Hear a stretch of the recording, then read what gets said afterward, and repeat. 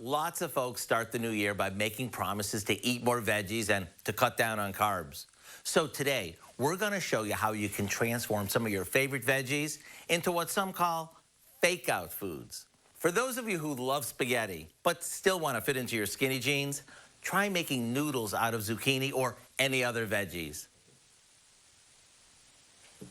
There's a bunch of gizmos and gadgets on the market that will help you do just that. These here are hand-operated.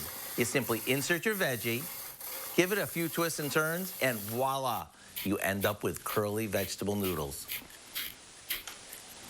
And there are even electric models and ones that attach to our stand mixers for when we're doing a bunch. This one turns sweet potatoes into what looks like a pile of silly string in just seconds. We took these a bit further by creating a lighter version of pad thai noodles, replacing traditional noodles with curly sweet potatoes.